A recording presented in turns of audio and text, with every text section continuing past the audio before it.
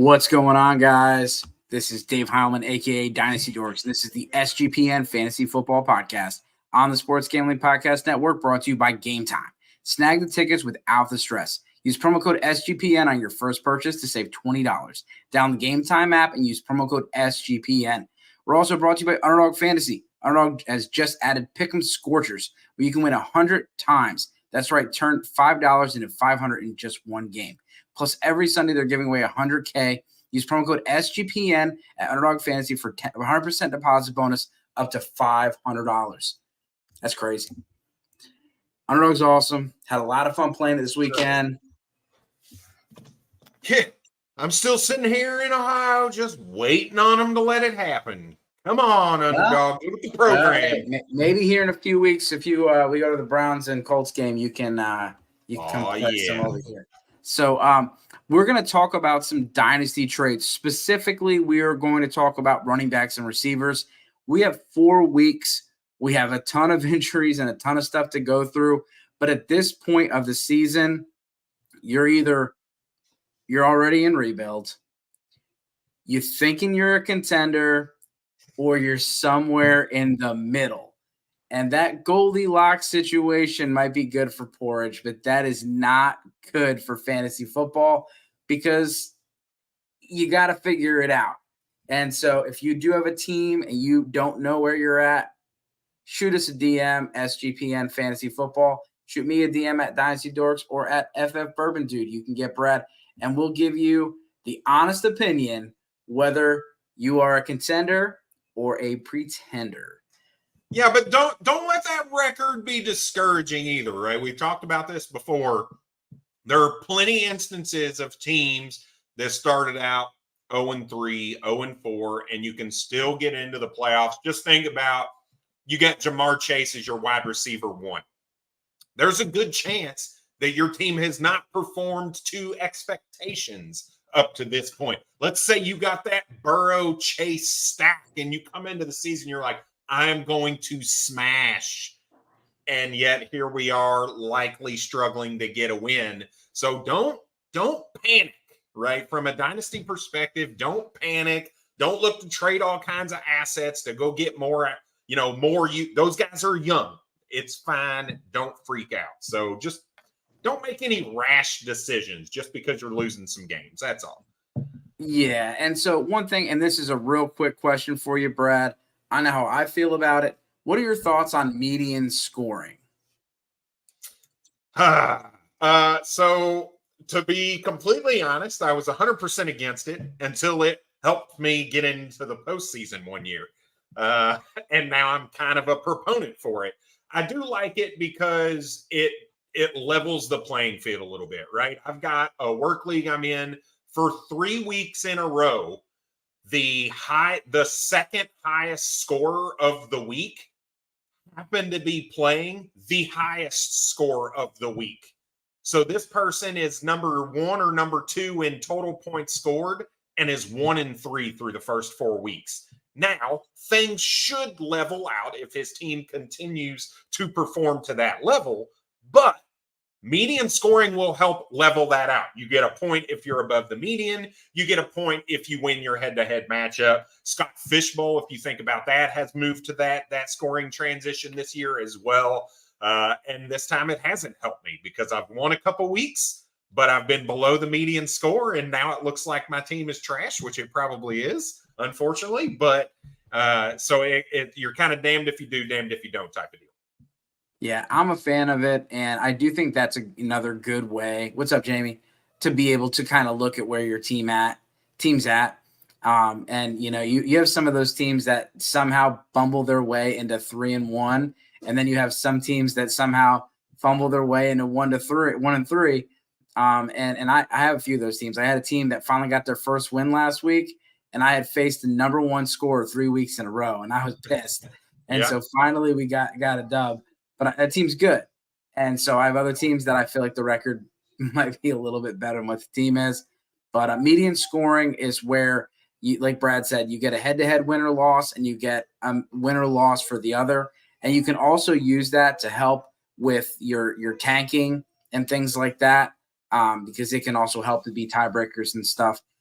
So let's talk about some dynasty trades. And so again, talking about running backs and receivers, we'll throw a little redraft in there too, because not everyone's playing all dynasty leagues. I play some redraft myself. Brad, what's a running back that you like to bring up as a possible sell or buy candidate?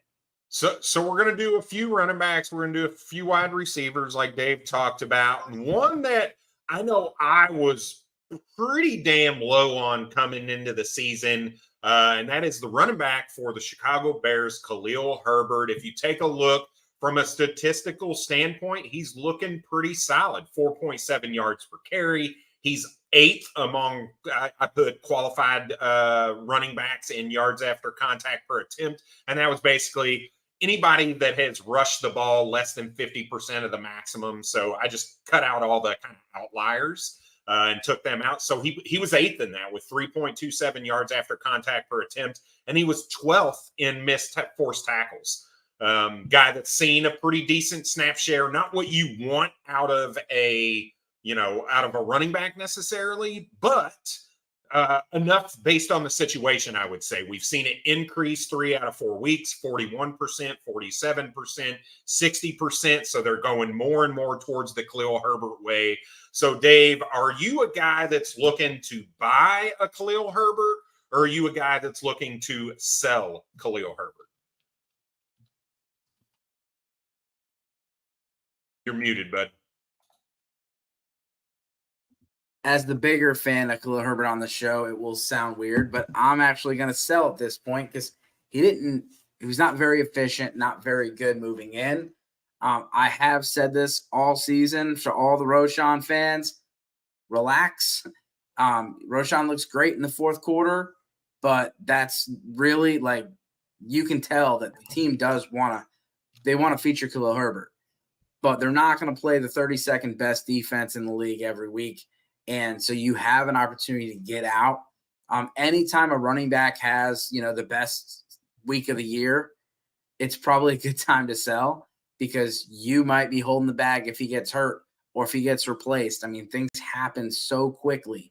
And so, when the Bears have a bye week, they could end up switching over to Roschon Johnson at some point.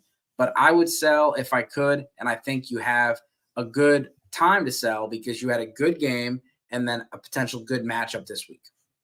Yeah, I love that. I think he's a sell also. Now, you got to be realistic with what you're going to go ask for, right? So if you can move Khalil Herbert for, let's say, Romeo Doubs, is that a trade you'd be willing to make, Dave? Yeah, I mean, Doubs is that's probably a low end of, you might be able to get something a little bit better than that. I don't think you can get something way better, but running backs are hard to find, especially with all these injuries and things like that. It's tough. And so you have all these running backs that, that are getting banged up, are questionable. And so you might be able to sell them for a little bit more of a premium or use package him. Khalil Herbert is a good guy to package. You weren't using him all year. Package him and a receiver to go get, one of the receivers we're going to tell you to buy later.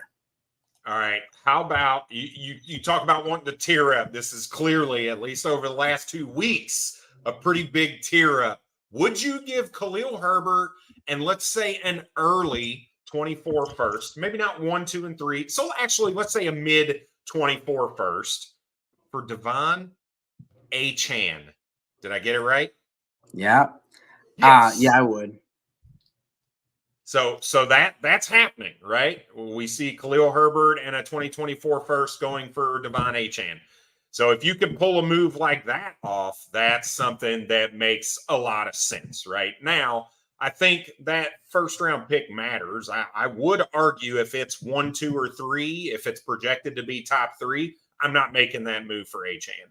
I'm likely holding for one of these quarterbacks coming out or Marvin Harrison Jr. or whatever. So that I would, that's for me. But a lot of these other trades you're seeing are not that great, right? Khalil Herbert for Adam Thielen. I'm going to hold Herbert there. I just think Adam Thielen, 32, 33 years old, probably not the right rock. Khalil Herbert for Alexander Madison. It's really kind of the same tier for me in a swap I'd actually probably prefer the Herbert side out of that. And then Khalil Herbert and a 2024 first for Derrick Henry that just happened a couple days ago. I'm probably steering clear of that type of deal as well, because if I'm moving Khalil Herbert, is Derrick Henry going to do that much with my first on top of it to help me win this year? I just don't know the answer to that, or I'm not comfortable with the answer to that. So it's definitely time to talk about buying your buying your tickets to go to Game Time.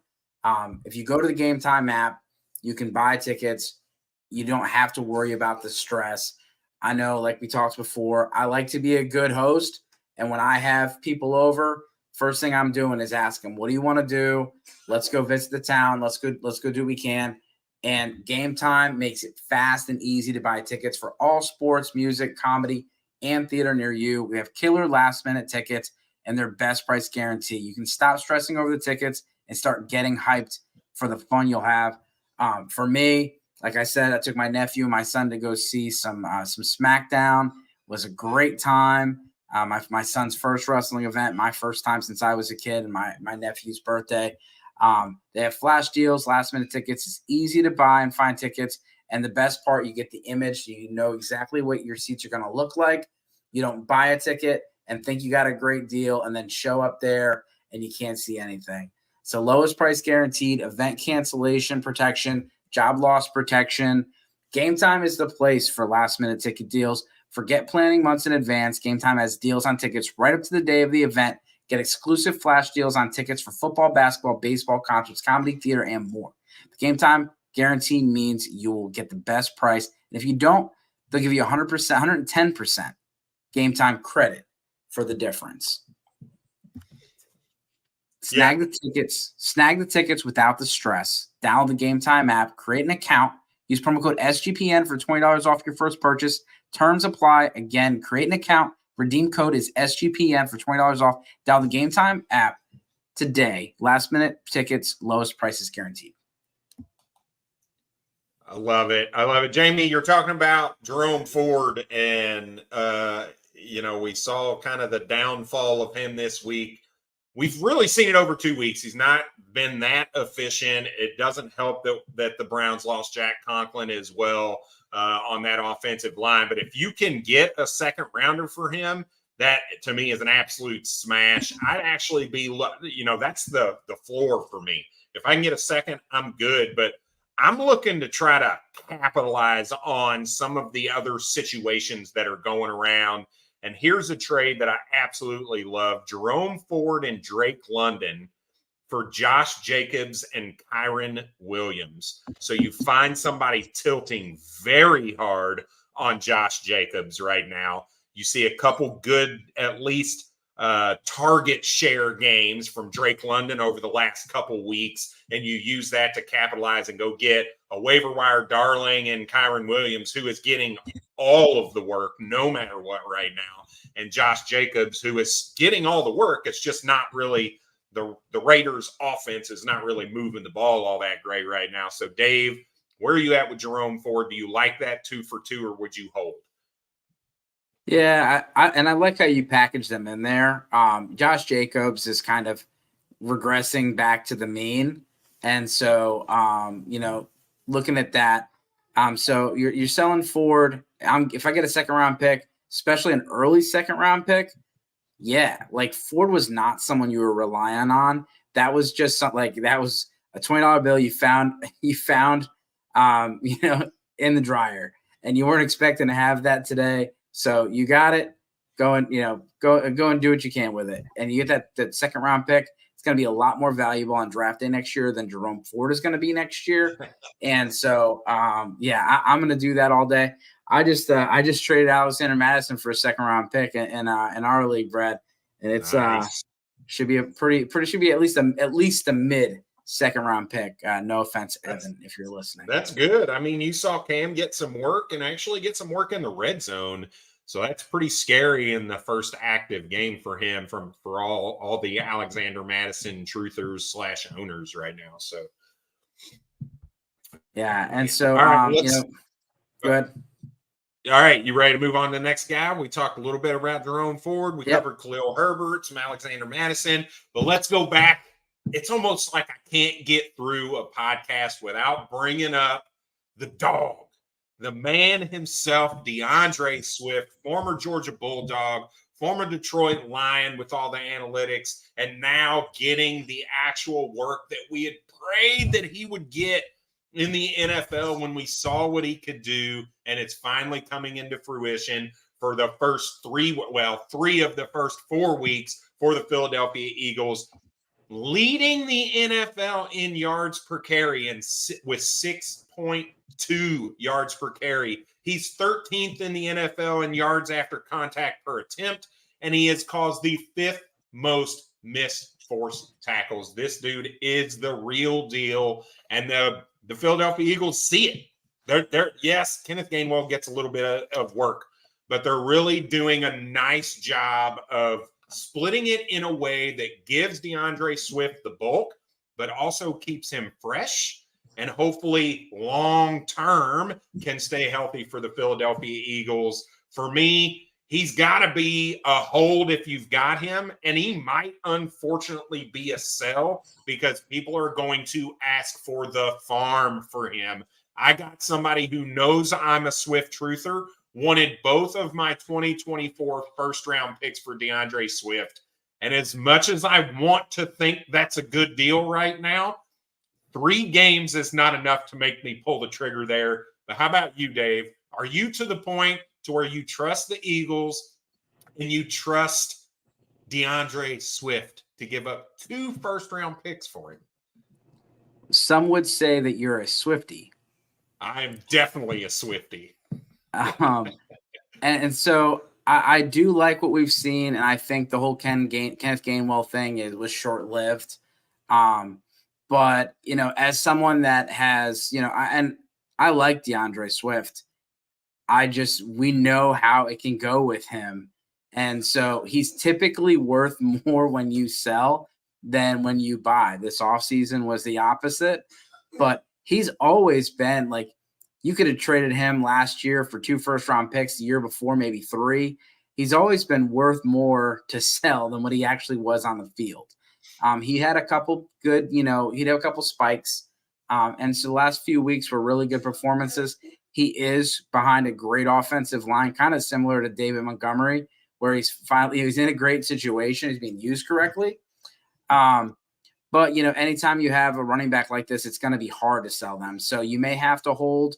Obviously, if you're a rebuilding team, you're going to sell him, even though he's a younger running back. But I think you can get quite a bit for him right now. And so that's the reason why I might consider selling, just because you do have 3 good weeks in a row. It's not just 1 week and, against the Broncos. It was 3 weeks, decent matchups. I mean, not necessarily playing against the San Francisco 49ers, but decent matchups. And he's looked very good. I think Achan's probably not in your sample size because I don't think he has 50% carries yet. But no, he's 1 under. Yeah, so he's second as far as yards per carry because Achan is like at 11 yards per carry. Yeah. But I'm selling Swift if I can, but obviously I need the right price. Yeah, so and based on what I'm getting in leagues, he's a sell for me. But when I look at some of these trades that are actually going down in other people's leagues, he's worth going to at least shop around for, right? If I could pay Drake London and I'll even say this, let's assume this is an early 2nd round pick for DeAndre Swift, I'm going to take that every single time. If I can move DeAndre Swift for a 2nd and a 5th round pick, and these are within the last couple of days, so this is not, something from 3-4 weeks ago, a 2nd and a 5th round pick in a rookie draft, I'm going to take that deal.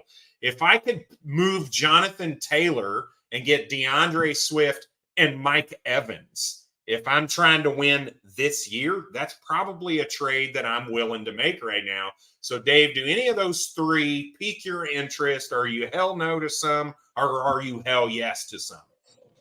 Well, I know we had a big discussion about 2nd round picks last week. 2nd round picks are kind of the sweet spot for running backs. So kind of like, that day 2 draft capital. Like if you're gonna get a running back like DeAndre Swift for a 2nd-round pick, I'm down for that. Like I'll pay that price, and I'll probably hold him unless I'm getting more than that. Like I would need a second and maybe another second, like a future second or another player. I feel like that's the market value, and he's more valuable on my team than like getting sticker price. Drake London, that trade I would do. That 3rd trade, I don't think I would do that. You'd hold JT? Yeah, I'd hold JT. I mean, we've seen the usage, and don't get me wrong. Like I looked at PFF today. Zach Moss is actually like balling out. Like he's playing really well. I still think there's a good chance that he could get traded. And so you could see a situation where he gets traded, goes to one of these contenders, and he ends up on a great roster. And in Jonathan Taylor, I mean, we've never seen Jonathan Taylor on a team that scores a ton of points. Like imagine he were to get like 5 red zone carries a game like Derrick Henry does. Like that would be nuts. Imagine, and this isn't real, but imagine he's with like the Chiefs. The Chiefs and Buffalo Bills, like that's the first thing that comes to mind. Yeah, right. The Chiefs, the Bills. Not the Bills. I've got a few James Cook shares. Don't put that out into the ether. And we're not. We wouldn't do the San Francisco 49ers, but I mean, we saw what the San Francisco 49ers did last year and got him, and it made a huge difference. You're gonna there's gonna have to be another team in there that goes in and takes a swing and does something, and so. I don't know who would be. I mean, Miami would made a whole lot of sense before, and now you have a 3-headed, 4-headed backfield. But Miami said their coach said they want 5 running backs, so maybe they'll go and trade for them. Maybe they'll pull the trigger anyway. But hey, let me tell you about what I'm going to pull the trigger on with Underdog Fantasy this weekend, because they are the greatest and give you different ways to play alongside your favorite fantasy football team all season long. And they've introduced, it's called the Scorchers. So if you can go, hey, look, you do 4-4, hey, you're good to go. It pays out like 20 times. But if you go into the Scorcher and you go 5-4-5, you get a spicy 100-time payout. And that goes from now until October the 4th. So you only have 1 day left that they are matching our deposit up to $500. That's right. Not $100, not $200, but $500 with a 100% deposit match. Not to mention they have $100,000 Sundays. They continue on Underdog Fantasy, and 10 lucky players are going to win 10 grand each. Look, here is my top play this week. If you listen to us on Sunday, you heard all of us basically say, just ignore the Bears for now. Just ignore them until they decide to let Justin Fields do what Justin Fields does. And boy, did he do it this past week, and I look for that to continue. I'm smashing the higher on 46.5 rushing yards for Justin Fields this week. So make sure you get that in your Scorchers lineup. So watch along, make your picks, and maybe even make a little cash over on Underdog's mobile app or their website at underdogfantasy.com. Make sure when you sign up, you use our promo code SGPN, and Underdog will double your first deposit of up to, again, $500. Again, that's Underdog Fantasy, promo code SGPN. 5 seconds. All right. There you go. All right. Hey, Bernie, you're welcome. Hopefully that helps out a little bit. But hey, let's get on to our next running back. We've talked about Khalil Herbert. We've talked about DeAndre Swift. Let's go to maybe a little bit of a question mark. So this is 2 running backs on the same team. And Dave, I just need some help. The whole offseason, I heard everybody say Dan Campbell is going to change. He spent too high of a draft pick on Jahmyr Gibbs. And yet here we are 4 weeks through the season. He doesn't have a touchdown. And yet David Montgomery has 5 of them. He's averaging under 4 yards a carry. He's number 17 in yards after contact per attempt in David Montgomery. Like, it's not great numbers, but he's getting all of the rushing work and those valuable touches inside the red zone. So where are we at with Jahmyr Gibbs? Where are we at with David Montgomery? Who's a buy and who is a sell? Yeah, I mean, I'm okay keeping both of them on my team, and I'm okay with acquiring both. I had David Montgomery as the buy this entire offseason. He has a 2-year contract with the Lions, so he'll be on there next year. He flies right into that Jamal Williams role. And David Montgomery was, I mean, I won almost all my leagues this week because I have David Montgomery in every single one of them. And, you know, when the Lions are up on top, it's going to be a David Montgomery week. I think the only time you're going to see a Jahmyr Gibbs week is when they're trailing. And so we haven't seen them get into, other than week 1, really get into a high-scoring match. And let's be honest, week 1 wasn't even that high-scoring. And so when they're up 21-3 at half, don't expect them to come out and use Jahmyr Gibbs a lot. As far as, you know, David Montgomery, he gets all the goal line work. He's guaranteed, almost guaranteed to get a touchdown every week.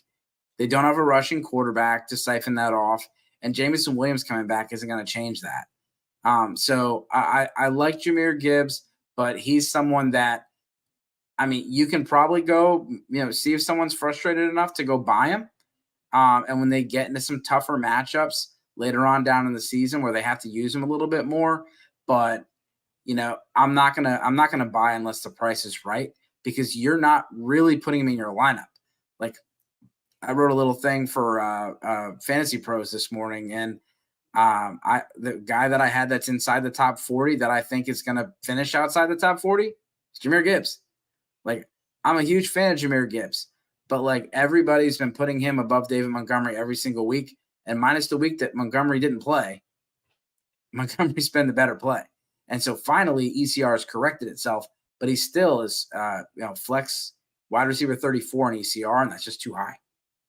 I mean, he's getting virtually the exact same work that we saw DeAndre Swift get. 5 to 10 carries, most of the receiving work, like, that role is still the exact same. I get it. Everything analytically says he's better. He has a better yards per carry. He has a better missed forced tackle rate. He has better yards after contact. From all of these things say that Jahmyr Gibbs is a better running back than what we get out of David Montgomery from all of that numbers space. But the fact of the matter is Dan Campbell does not give a shit about analytics.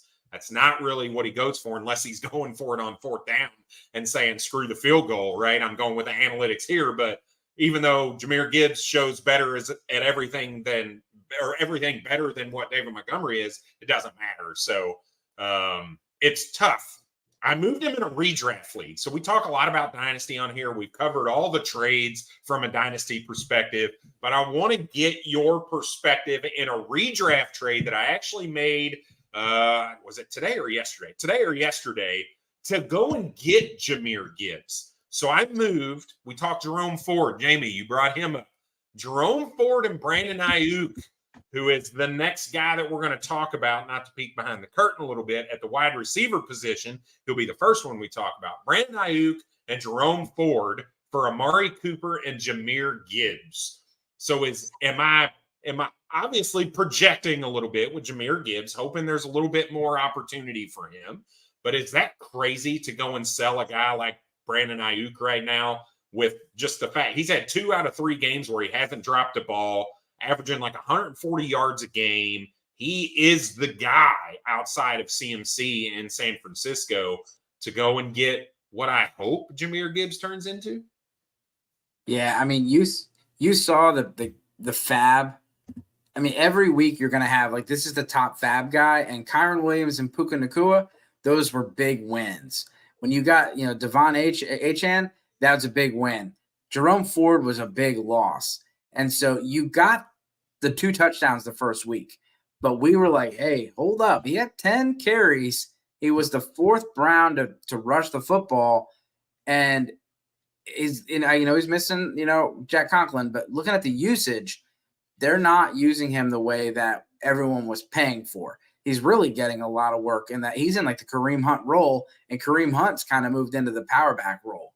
And so he's more involved in the passing game, which is interesting, but you're going to have to wait for another good week before you can sell him. I like the move. Amari Cooper's schedule gets really nice here soon. They should, they should get, they're going to get Deshaun Watson back here soon. Does Jack Conklin's going to be back this year, or is that an ACL? He's out this season. Let me double check that, but I'm pretty sure he's out the season. But yeah, I like the move. I have Gibbs over Ford rest of the season, and Cooper and I. He's on IR for the season. Yep. All right. Hey, let's move on to the wide receiver position. We talked quite a bit about the running backs, and we're going to go right into the guy that we just mentioned, Brandon Ayuk, a guy who has 18.8 yards per catch. He's garnering a massive target share on a consistent basis, 24% in week 1, 20% in week 2, was out in week 3, came back and garnered a 24% target share in week 4. A disgusting 85% catch rate. That's not true catch rate. That is from targets to receptions, not taking into account errant throws or anything like that. This dude is just catching the ball 85% of the time. It's gross. Week 1 and week 4, he did not drop a ball. And then he didn't play week 2 or week 3 like I had talked about. He has an astronomical yards per route run at 4.57, and his average depth of target is 16 yards. This is a guy that if you listen to Dave and I in the offseason, Dave, you were on him before I was. This dude was very high. We were much higher on him in ECR or than the ECR from Fantasy Pros. We saw it coming. We knew it was going to happen. And it's come to fruition through the first 4 weeks of the season. He's beaten everybody right now from an analytical perspective. He's number 8 wide receiver. Number 15 wide receiver, and he missed a game. So, Dave, where are you at with Brandon Ayuk? Is he a guy you want to get on your squad, or is he a guy that you think has reached his peak and that you should be selling? No, I'm buying. And so a lot, there's always this there's too many mouths to feed kind of feel about San Francisco, but there really isn't, because not everybody's eating. Brandon Ayuk, that dude, he always eats. Sometimes you get Kittle in there, sometimes you get Debo, but it's pretty consistent and concentrated that it's Ayuk and McCaffrey. And the one thing that we had with Jimmy Garoppolo is they never pushed the ball down the field. Purdy's actually pushing it down the field, and it's not pushing it down the field to anybody else but Ayuk. And you said, he caught 6 for 6 last week. It was 24.67 yards per target. This is not like catching dump-off passes. He's catching them 30, 40 yards down the field. He has great body control. He's a great ball tracker, and he is one of those guys, kind of like DeAndre Johnson. He's always open, and then he's in this perfect system. And so I love the fact that even though he's on the field with great players, it doesn't affect his game. And so, he's a very low-key wide receiver 1. And, he really, you look at him like he's a wide receiver 2, not just because of Debo, but just the name value. People don't put a lot of respect on him. And so, let's look at some of the twos, right? So, the twos that are considered ones, the 3-pack. Devonta Smith, Jalen Waddle, T. Higgins. Would you have any in redraft? Would you put Ayuk over all those guys rest of the season? Yes. Yeah, me too. And so, when you look at trade value, no hesitation, none. Yeah, and you look at trade value, I can understand the appeal of the other guys, but he's not that much older. He's got first-round draft capital. He's in a great 25. situation. Yes, and so he's not even in his prime. Ayuk's a buy, and don't get me wrong. It's really hard to sell T. Higgins for Ayuk plus something right now. You're probably gonna have to do it straight up. But I would do that. Like I'm. Oh yeah. And in redraft, like look at this his schedule. So he has Dallas and Cleveland is tough. Then he's gonna have Minnesota, Cincinnati, and then a bye week. He gets Jacksonville, Tampa Bay, and then so if you're looking on sleeper, it's from week 12 to week 17. It's dark green because dark green is good.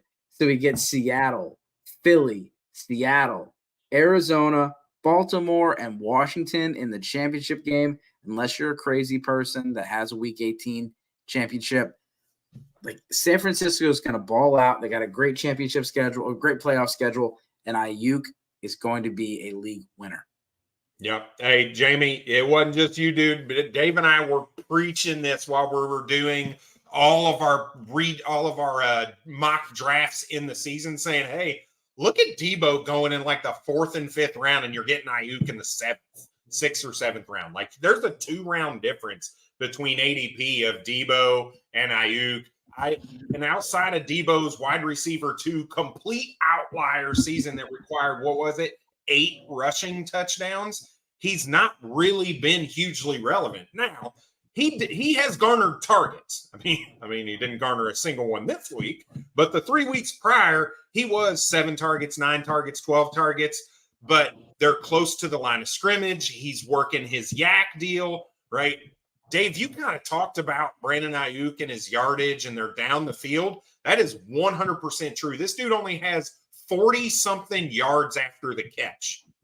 40. He has a game with 129 yards and a game with 148 yards. And you're telling me only 40 of those came after the catch? So this dude, his average depth of target is way down the field. His air yards are huge from a percentage of the team perspective. And he's just coming down with those balls. This isn't a fluke. He caught it in space and made somebody miss and got huge yards after the catch. This dude is making plays, and I love it. Love it. Love it. Go get him. And, hey, let's talk about a couple trades because that's what we're here for. Would you move a 1st and 2 seconds for Brandon Ayuk? Yeah. All day, every day. Would you move Brandon Ayuk for Saquon Barkley? Give me a second. I'm going to go try to do that right now. A 1st and 2 seconds or Saquon? Yeah. Well, I'd rather him over Saquon. And then, yes, yeah. I'm gonna go try to do the other. Yeah, both of those are Brandon Ayuk. I'd take Ayuk over the 1st and 2 seconds. I'd take Ayuk over Saquon Barkley. Would you take Ayuk over Drake London and Dalton Kincaid? So I'm starting to get into your Lovejoy territory. So what side would you be on that one?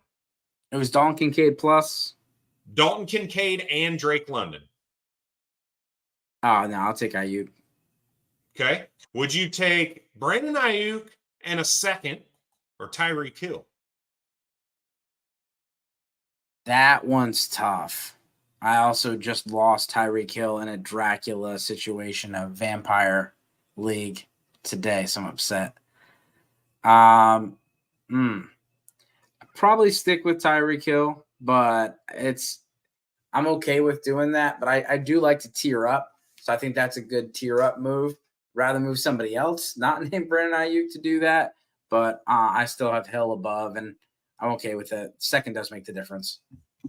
All right. And we'll do one more. Brandon, well, no, we don't need to do it because you said you'd do a 1st and 2 seconds. So you're definitely going to take Ayuk over Marquise Brown and a singular 2024 second as well, I would assume. Yep. So he is still a very affordable piece. You probably missed your buy window, to be completely honest, right? If I look at these, all of these were before the game this weekend. They were on the 30th of September. So you're coming off a 3-catch, 43-yard game and then, missing a game because of injury before he came back. So those prices have likely shifted a little bit, but it's the real deal. I know 2 out of 4 is what you're seeing, but this dude is legitimate. So yeah, and Debo is someone that, like, I would never cheer against a player, but I got asked a question at the Expo of who's the most overrated player in the NFL, and like I've always said Debo is my most overrated fantasy football player, so I said Debo Samuel. And so if you look at Game Time HQ on Instagram, they got a video, and I said Debo, and man, there's love for Debo on the streets. I'm not allowed to watch football anymore. The video got about 2 million views. And there's nice. It's not only me. There's a couple other people on there, but probably about 900 comments about that Debo Samuel is like, people love him. And I'm like, I love watching him. He's a fantastic football player, but he's not a true wide receiver like Brandon Ayuk is. He's just not. Correct. So, correct. All right, let's move into a couple. The next, we'll do two. We'll bring in a guy that everybody's been talking about, but I think these two are guys you need to think about. The first one we're going to cover is Nico Collins, wide receiver for the Houston Texans. Another guy who has a monster yard per catch, 19.5. He's garnering a very good target share for the situation that we see him in, 19%, 16%, 26%. He's got a really good yards per route run from an analytical perspective, 3.37 yards per route run. His ADOT, another one down the field, 12.7 air yards or 12.7 yards per target. And he leads the league in yards after the catch. So not only is he seeing targets down the field, he is also turning them into yards after the catch. So this is Brandon Ayuk on crack a little bit. He's getting those downfield targets, but instead of 40 yards after the catch, he's getting almost 200 yards after the catch. Dave, is this real? Are you buying it or are you selling it when we talk about Nico Collins? Yeah, and so I would love to buy Nico Collins. I just need to know what the price is, because I assume someone that has Nico Collins is probably someone that loves Nico Collins and has been waiting for this. And so they're probably going to dig their heels in and want to get Brandon Ayuk for Nico Collins. So if I could trade Nico Collins for Brandon Ayuk right now, yes, I would do that. So if you got some trade examples for me, that probably would help me with this, because I do believe it. I think that I love what they're doing there. And the craziest part is, and this is why, like, I wasn't the biggest CJ Stroud fan, but I was really like, man, this offensive line is a mess. There's no way that this, like, and they're going to trust him to, like, drop back and throw the ball 30, 40 times. Yep. Every single week, sometimes 50. And so, like, Nico Collins is getting not only a large target share, but it's a big pizza pie. Like, this is 40, 50, and they're in a neutral game script. They're passing the ball. Like, they're and they have 4 offensive linemen that have been hurt. This team could get better. Like, I heard today about, like, someone they're like, hey, put a futures bet on the Texans to win the AFC South. And I was like, man, I mean, the Jaguars don't look great. You got the Titans don't look great. The Colts are actually in the lead at 2-2. Texans are right there in it, and they could get better. Yeah, you talk about the first 4 weeks with Nico Collins, outside of the blowout of the Jacksonville Jaguars. The games are decent defensive teams. They played the Baltimore Ravens. They played the Indianapolis Colts. They played the Pittsburgh Steelers. 3 pretty solid defenses going up against a rookie quarterback, a new coach, a new offensive coordinator, a new system, all of these things that would say are going against them, but it's really not. And the schedule just gets easier. They play Atlanta. They play Carolina. They play Cincinnati, who is awful right now, Arizona, Denver, Tennessee, Cleveland, Tennessee. Like, the schedule it's very nice for Nico. It's very nice for CJ Stroud. So I agree, whether it's redraft or dynasty, this is a guy I'm going to get. In dynasty, I'll give you a couple trades, and then we'll talk about kind of where our head is from a redraft perspective with Nico Collins, because I'm sure it is drastically different. So would you move Treylon Burks in a third to go get Nico Collins? Yes. I don't like Treylon Burks, so that one's an easy one for me. Yep. I love it. All right. Would you move Nico Collins This is a tough one, and he is definitely the lowest player out of these. So this might not be good, but it's the next closest one. There's not a whole lot of deals with him. Bijan Robinson and Nico Collins, or Kenneth Walker and Jordan Addison. Oof. I mean, let's just kind of you got Bijan over Ken Walker, but then you got man, that is tough. You is Jordan Addison over Nico? Like, look. I'm probably taking Nico. I don't know if I in a few weeks, if Nico keeps performing, I don't think Jordan Addison's going to be over Nico in Dynasty anymore for me. Like, he's the alpha on his team, tied to a young quarterback. He's still young. He's not in his prime yet. There's no way that Jordan Addison would ever be the primary wide receiver in that offense with Justin Jefferson and now TJ Hawkinson as well. So I think if I see a little, another game or two out of Nico, I think I see him above Jordan Addison. Yeah, I mean, I can see that. And just Jefferson's there. Nico Collins is, I thought someone last week, someone on Fantasy Pro said Tank Dell's the new number one in Houston, and he's not. Nico profiles like an alpha, and Tank Dell's perfect Robin to Nico's Batman.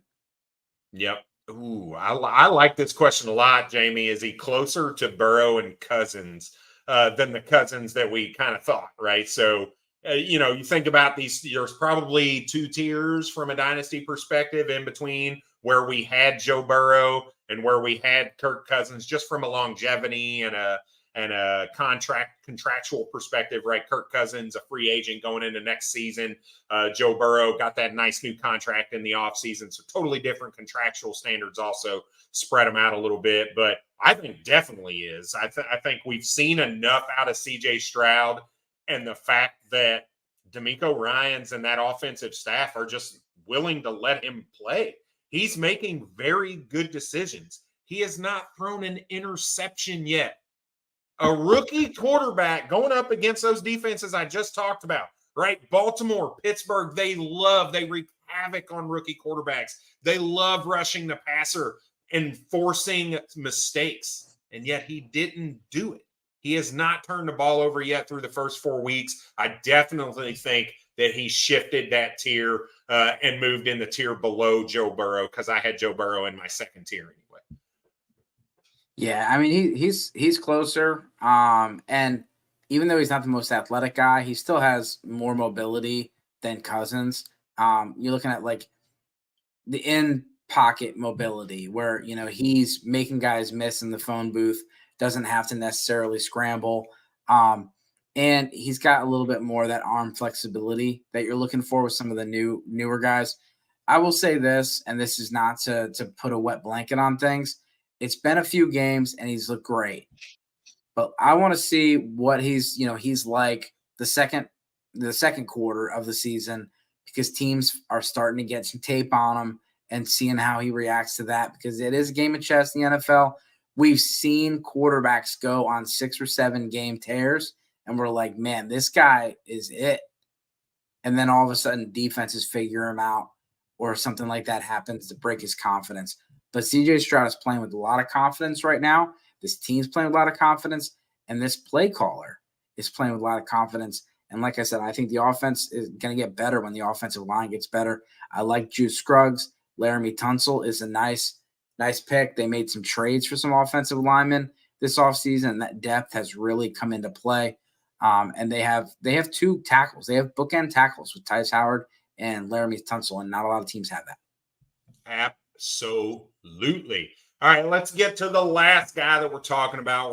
We're almost an hour in. So this guy's a lot lower on the list.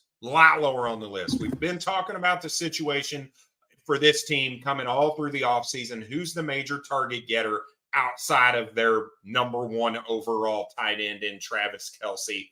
Is it going to be Kadarius Toney? Is it MVS? Is it Sky Moore in year 2? Is it the rookie in Rashee Rice? And that's who we're going to talk about, is the actual number 1 target in 3 out of 4 games outside of Travis Kelce at the wide receiver position. Rashee Rice has garnered the most targets for a Kansas City wide receiver every week, with the exception of one. Is this a guy that you're interested in, Dave? A guy who's averaging almost 11 yards per catch. He's, like I said, he's led the team 3 out of 4 weeks at the wide receiver position in targets.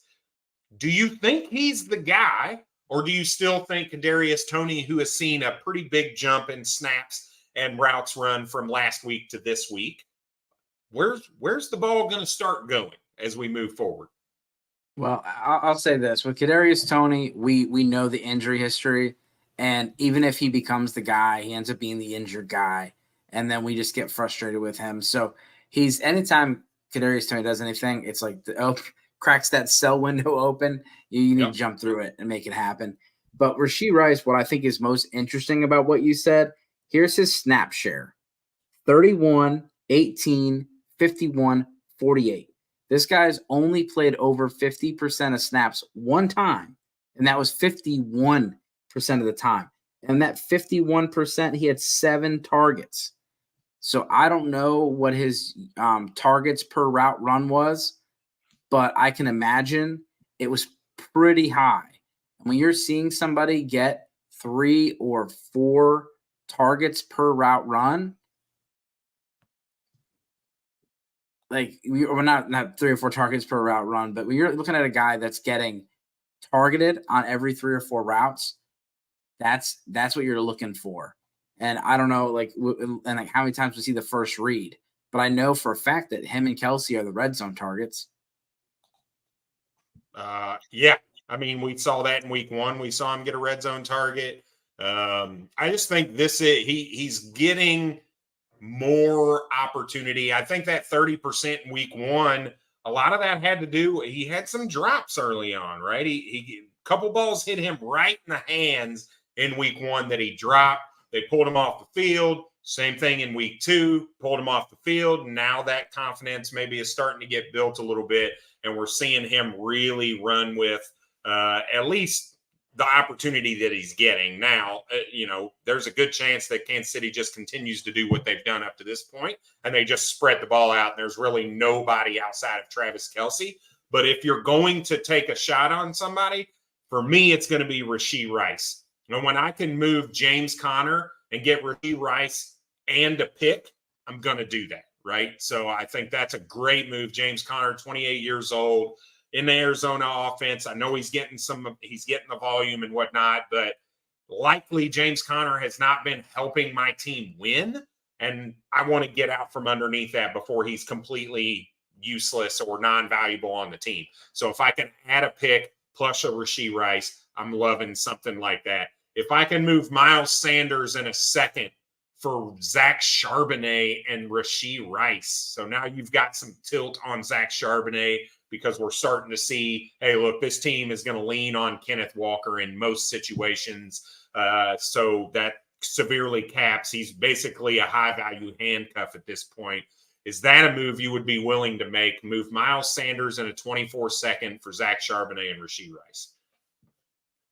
Yeah, I mean, I'm not a believer in Sanders, and he's continuing to get hurt. He's very inefficient, and you can see, I know they paid a lot of money for him, but he's not holding up, and he's not even had the full workload, and his efficiency is down a lot because he's not run behind those elephants in Philadelphia. So it's different when you're not playing for a good offense and a good offensive line.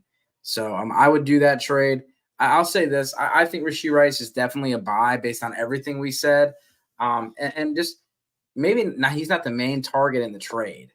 Like, you might just be like, hey, throw me Rashee Rice into the trade, because I don't think you're going to, like James Conner is not worth a whole lot, maybe a late second.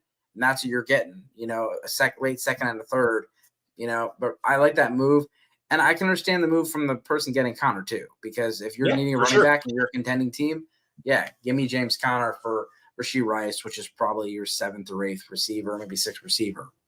Yep, I love it. All right, so one more. This is very interesting to me, because at first, when you see it, you're like, not a fucking chance. Oh, I dropped an F-bomb on here. Wow.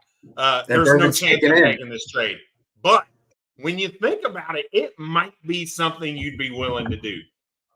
Would you be willing to take Rashee Rice to get DeAndre Hopkins off your roster? Yeah, I would take Rashee Rice for DeAndre Hopkins right now. Like they're not much different this year, and then Hopkins is going to be. This is what happens. Like, this is the cycle. Your veteran receiver gets cut or traded, lands on Tennessee, and then he gets out of the league. I mean, it's just rinse and repeat. I mean, there's so many. You got Terrell Owens spent some time over there. Julio Jones. I know Robert Woods is trying to make a comeback here, but he's in Houston though. He's in Houston. Yeah, he went to Houston. He went there, died, and then he's like, I'm not that bad. It's just Tennessee. Let me go somewhere else. Tennessee is just where good players go to die, man. Yeah.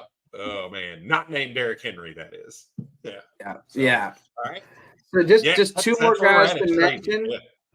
Two more guys to mention. Everybody is, they're very quick to react. Chris Olave last week. He did not help anybody win any games. He probably helped you lose a game. Jump on that. Derek Carr was banged up. He was not able to throw the ball down the field. When they throw the ball down the field, Chris Olave is the target. And they've missed on a couple close ones this year. They're still trying to figure it out. But they're another team that has a good schedule coming up here soon.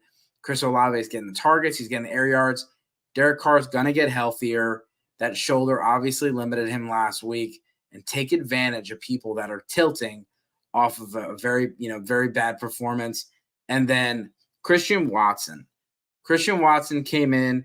He only played 45% of the snaps, still got a touchdown. That's all this dude does is score touchdowns. And he had 10 fantasy points. And, touchdowns will definitely help keep things going. But on top of it, he still got he played on 45% of the snaps, 4 targets. And as far as the air yards, that's what you're looking for. And so this offense, obviously, you have Aaron Jones, you have Romeo Doubs, you have Jalen Reed. But Christian Watson is the guy they drafted. They put the most draft capital in, and he's got the big playability. Not only is he's built very similar to Nico Collins. This guy is 6'4", 205, and he runs a 4.3. Like, he's an athletic freak. And so when you got him on this offense, he's given you one game this year. You're probably a little frustrated with him, even at the touchdown last week. And so you can go and try to get him. He gets Las Vegas this week, goes on a bye. Then he gets Denver. Then he's going to be impossible to sell after that 3-touchdown game. Then he gets Minnesota, the Rams, Pittsburgh, and then the Chargers. I will say that his playoff schedule is a little tough. He's got Detroit, Kansas City, the Giants, and Tampa Bay. Obviously, the Giants aren't as tough as maybe it looks on here, but those are some lower ranked. He finishes against Carolina, and then actually against Minnesota in Week 17. But I do think Christian Watson's by. He's bringing some heat, though, man. Christian Watson and a 2025 first for Amon-Ra. Like, I'm taking Amon-Ra. Christian Watson for Chris Godwin and a 2024 second. It's interesting. I actually think I like Godwin there, but I think it's an even trade in the grand scheme of things. And then Christian Watson for Ramondre Stevenson and a second round pick. So he's bringing some heat right now. You're gonna have to pay up for him, and I think a lot of that has to do with how kind of the first few weeks we saw Jordan Love play. I think that brought a lot of hype for Christian Watson because of that, and we've since seen the Green Bay Packers kind of simmer down a little bit. But yeah, I think he's definitely in for some big weeks for sure with how the Packers have played. They just need that offensive line to step up a little bit right now. That offensive line needs to get healthy. Yeah. That's like New York Giants offensive line right now. Like, it's hurt, it's bad, it's holes. There's probably about 8 or 9 teams that same story, man. It's the offensive line is tough. Thoughts on Ramondre Stevenson rest of the season? I think he's an RB2. He's one of the only running backs that has over 60 routes run, and I like his participation in that they don't have a lot to, as far as the receiving game. And, the Pats are, they stay in the game, but they're typically trailing. But Mac Jones is someone that does target the running back. Ezekiel Elliott, I know that they had this thing last week where he was going to get like the starters workload. That's not going to happen. Stevenson is a much better player than Ezekiel Elliott at this point in his career. He's an explosive runner, and he's involved in the passing game. But I've taken him outside my RB1 to move him to RB2 territory the rest of the season, just because the offense is not like they're still trying to find themselves. It's much better than last year. Much better than last year. But they're still they're not sustaining drives and they're not getting a lot of goal line opportunities. And that's going to hurt any running back's upside because, we talked about David Montgomery. Yes, he got 32 carries, but the first week he didn't get 32 carries. He still had a monster performance because he's getting all the goal line work and they're around the goal line a lot. And so, Philly's a team that, they're always, they're scoring a lot of touchdowns and there's a lot of fantasy points to go around. When the Pats are only scoring 2 or 3 touchdowns a week, not a lot of fantasy production to go around. Yeah, he's definitely a buy for me. I think this is the floor. You see him, he's currently RB23 in fantasy points. I think that's as low as it goes.